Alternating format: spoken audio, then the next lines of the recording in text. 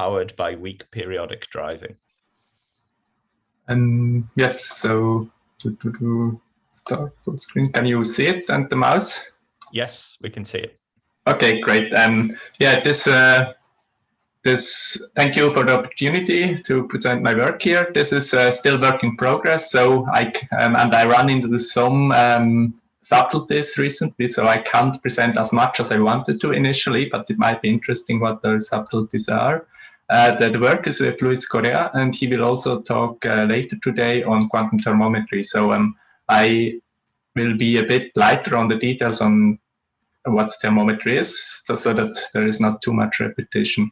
So let me start I have to move the see the full slide.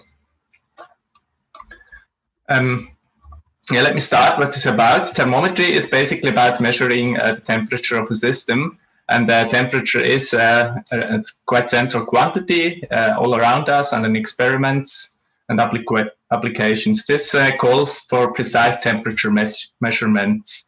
And especially in quantum mechanics, temperature is not observable, so we can't just measure temperature as we could measure other observables. We basically have to estimate it from the outcomes of measurements of other quantity. For example, energy measurement would be the simplest one. Then in quantum thermometry, one of the central, or that is using quantum systems and measurements to estimate temperature.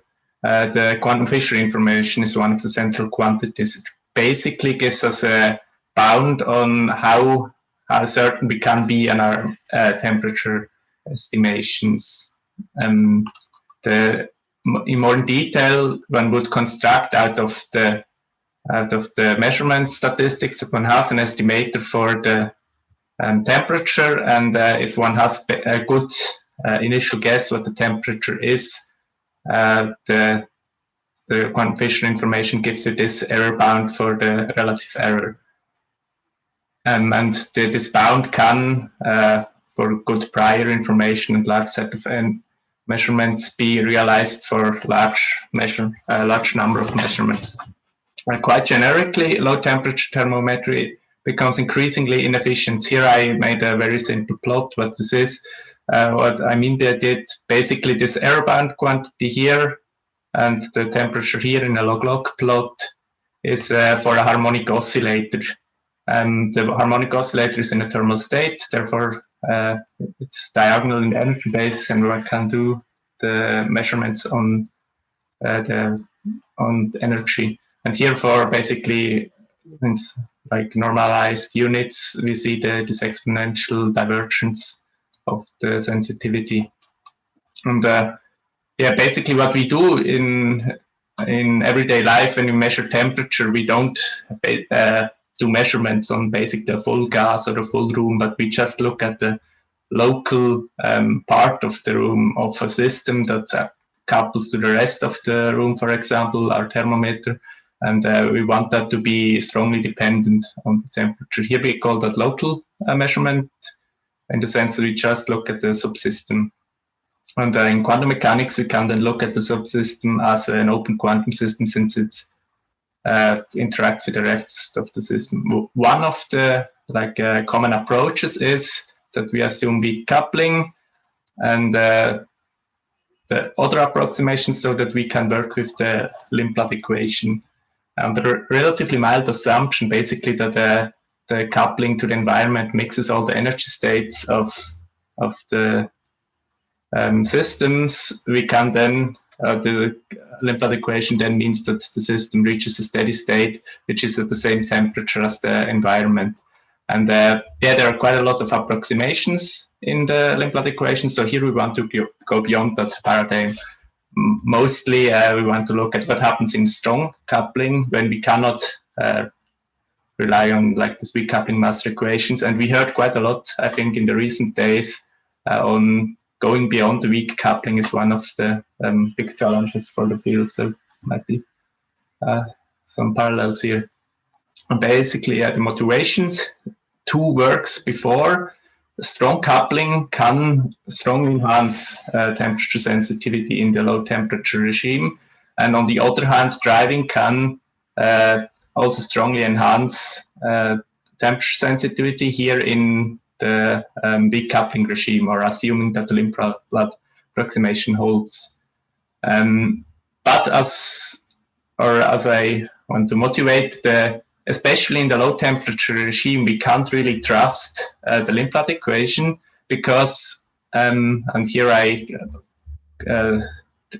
show some steps that you need to derive the limb blood equation. One is weak coupling, so that you can do a second order series expansion. The other is the Born-Markov expansion. That basically means the memory of the bath doesn't matter, or is weak enough. And in the derivation, you at one point send the limit of an integral from the time t where you evaluate it to infinity. And you can only do that if the bath correlation times decay fast enough in comparison to your system dynamics. And especially for the ohmic bath, this means that your gamma needs to be way lower than basically the energy scale from the temperature energy scale. And that means at some point for a given coupling, our limb blood equation breaks down. I think that's even worse for subohmic spectral density. I don't know what's for subohmic. So then let's look at the improvements for sensitivity that we can get by driving and weak coupling. But driving is basically, we have periodic driving, so you couple each energy level to plus and minus the driving frequency. So you can, if you need a resonance, you basically can couple something that happens near zero energy to your base in the harmonic oscillator to your transition energies. And this here, the blue one, is like the red curve I showed before, the divergence of the sensitivity of harmonic oscillator. And here we basically get the second bow where you have this shifted sideband. Here on the other plot, those are like older works. In the older plot, you see the sensitivity improvement by strong coupling. The red one is again the thermal state, and the blue one is the black one is the sensitivity of a steady state that is calculated exactly in the quantum Brownian motion model. We see that here in the high temperature regime, it looks like the sensitivity is similar, and also the state is basically the same as the thermal state. But in this low regime, low temperature regime, basically where this gamma becomes large, we have a strong change of the steady state. It's not thermal anymore, and this also helps us improve the sensitivity. So what we basically want to combine those two ideas, driving and strong coupling, and see if they are constructive or destructive in their interaction. To do that, we look at driven quantum Brownian motion. That's basically like a quantum Brownian motion. That's a harmonic oscillator coupled linearly to a bath of harmonic oscillators. And we drive the frequency of the oscillator parametrically in this sinusoidal form. We have here this, without driving, this is one of the standard solvable quantum open quantum systems models. Here are some technical definition. The spectral density, if you look for concreteness at the ohmic with Lorentz-Strude cutoff. And then, especially here, you need to define a counter term to make sure that on the high temperature limit, your state looks thermal, because that's what the systems we want to look at too. And in the low temperature, then you have this deviation, as I showed before. With those definitions of the dissipation kernel and the quantum force, this Hamiltonian can be brought or can be used to derive the quantum Langevin equation. It's basically like a classical Langevin equation, but for the quantum systems, and just with the system variables. And to solve that, here, or basically this is a quadratic Hamiltonian, so we can work just with Gaussian states. And the system will reach a limit cycle usually after a while, and then we can just look at what is the state in the limit cycle. Here I don't want to go into all these details. It's basically covariance. They're given by these formulas with frequency components, which the driving we need to look at perturbatively. This will complicate the stuff a bit later, but the dissipation we can look at exactly. Basically, in the undriven case, this is even then an integral that you could solve exactly and not numerically, but usually the numerical solving this integral is more convenient. Yes, so the main takeaway message of this bit technical slide is we have a Gaussian state in the limit cycle. It's a limit cycle, not a steady state, because we still have the driving, so there is still some dynamics left at like in the asymptotics. And the driving is included perturbatively, and the dissipation is included exactly. Then here, basically the main results. We want to look at this relative error bound for the system, and luckily for a harmonic oscillator we can calculate the quantum Fisher information exactly. This is this relatively huge formula. Initially I calculated it numerically, but there was some problem with that I will come to later. But first, what are the results? Basically, those four plots here. The yellow line here is the basically plot you saw before for strong coupling and without driving, and here is the blue one is the sensitivity, or like this error bound for if driving is included. And we see, like in the master equation, the second peak, but in the low temperature limit we recover the strong coupling case and not like this exponential divergence of the master equation or driven master equation. Then on this plot we have different driving frequency, and basically we see if we go nearer to resonance we can move that second peak further back, and so basically you can tailor driving frequency where you want to measure the temperature. And then here this is different dissipation strengths. What we can see here is basically that even slightly making the dissipation strength stronger basically destroys that sensitivity improvement. So you quite fast you get out of the regime where you have the same results as in the master equation approach. So those plots are assuming that you can do measurements at an exact time. Basically, you wait long enough that you are in the limit cycle, but always exactly the same time to do the measurements that you get statistics at that time. On that plot here, we look at the mean limit cycle when we cannot do that exact measurement, but have to basically wait over the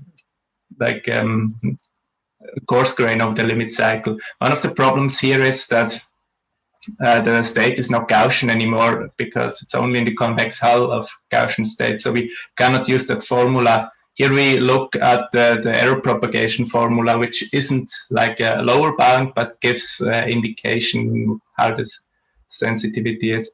And the other problem is, since I have a perturbative expansion, and if I plug just into the formula, I generate higher order terms, and I can't really trust them. They are spurious higher order terms, so I have to cut them. And this was why I had to switch to this analytical formula where I could do the series expansions, and I couldn't really do that in the numerical calculation of the Fisher information.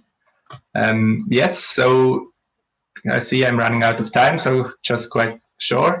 There's one main drawback on the method. Basically, we are using work to change the system, and that work has to go somewhere, and it goes as heat into the bath. So while we are measuring the temperature of the bath, or we are heating it. So here I plot the heat current. Basically, we see this is for second order calculation, this is fourth order calculation, but at the resonance frequency, we generate quite a high heat current and heating the bath. What that heating does, we have to evaluate with the heat capacity of the bath. And basically, we face this near 1 is where we have the sensitivity improvement, and there we face a trade-off between heating and sensitivity. So this is basically one of the big negatives of this method. Where these currents are, interestingly enough, is closely related to the parametric resonance. And to see that, we look at the classical damped Mathieu equation. It's basically a classical driven harmonic oscillator with some damping. And here I plot this model has stable and unstable solution. For some driving and damping, the oscillations die out. For some, they stay constant. For others, they just increase and increase. And basically, the system is unstable. Here is 2 different plots that show that. Here we vary the driving frequency for a fixed frequency of oscillator, which is 1. And here is the driving strength, this strength of the driving term. And you see basically at the driving frequencies 2/n bar frequency, we have these regimes of instability, even for infinitesimal driving. And for yes, and for orange is with dissipation, blue is without dissipation. So dissipation can make it more stable. And here is the more commonly used plot where the driving frequency is set constant to 2, and the like this oscillator frequencies where it basically those are the colored regions are where the system is unstable, white is where they are stable. And here also the large currents correspond to the regions where we where the classical analog becomes unstable.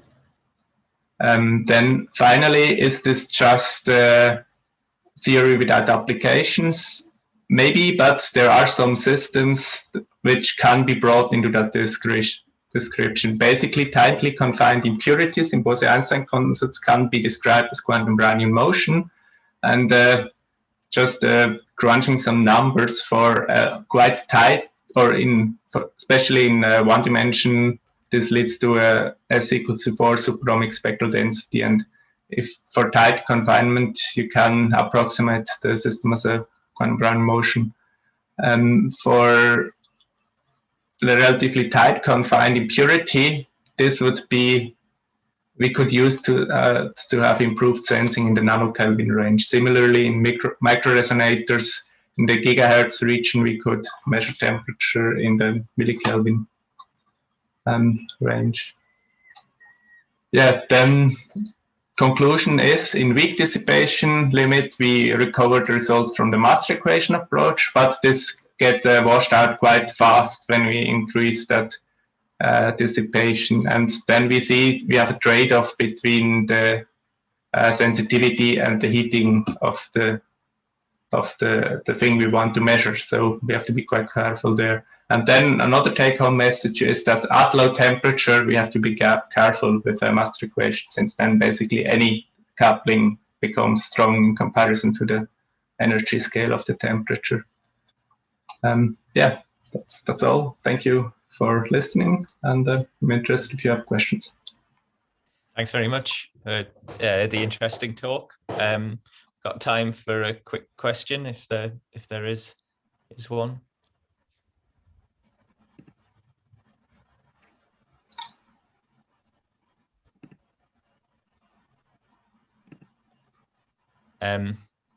I was going to ask a question actually. So you considered an ohmic spectral density here in the example. For the calculation, yes. Yeah. Do you expect the results to be similar for other spectral densities, or can they vary? I did also look at the superohmic cases, and the qualitative picture is basically the same. In total, I think the sensitivity is a bit worse for superohmic cases in general, and the calculations become quite bad. Basically, the numerical calculations of the integrals that I have take quite a lot of time, but the results look qualitatively basically the same. Okay.